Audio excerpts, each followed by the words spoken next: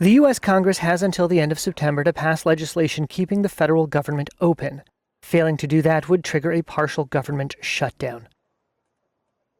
Congress is supposed to allocate funding to 438 government agencies before October 1st.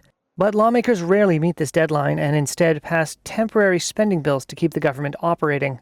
If they let that funding lapse, government agencies must stop all work not deemed essential. It is not unusual for negotiations to run right up to the point where funding is due to expire. But those tensions have been amplified under President Donald Trump. Is there going to be a government shutdown? Could be, yeah, because the Democrats are crazed. Republicans control both the House of Representatives and the Senate. But they will need at least 7 Democratic votes in the 100-seat Senate to pass spending legislation. This gives the minority party some leverage. The most important kind of indicator of the economic and fiscal costs of a shutdown is the duration of a shutdown. Rachel Snyderman is the managing director of economic policy at the Bipartisan Policy Center. In previous shutdowns, we have seen disruptions to farm loans, rural development programs, some of those veteran assistance training and support programs, even rental assistance for low-income Americans has been impacted. We've seen the closure of national parks, which has impacted tourism across the country, and of course that has a large indirect effect on local economies.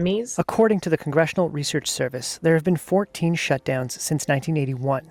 The most recent one was also the longest, lasting 35 days, triggered during Donald Trump's first term. But when we had the 35-day shutdown in December in 2018 to January 2019, we saw $3 billion in lost economic growth that we could not recover.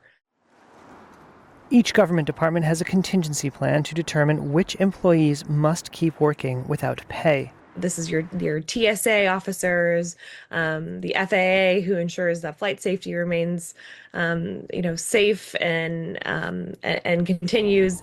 Of course, our military servicemen and women.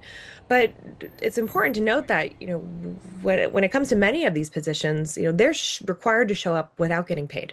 We'll continue to talk to the Democrats, but I think you could very well end up with a closed country for a period of time. The Republican-controlled House of Representatives narrowly passed a bill on September 19th to keep government agencies funded through November 21st. The Senate, where 60 votes were required to approve the measure, promptly defeated it. Democrats insist that any spending bill must also ensure that expanded health care subsidies do not expire at the end of the year. Minority Leader Chuck Schumer said on Sunday that the health care cuts threaten to close rural hospitals and dramatically hike insurance premiums.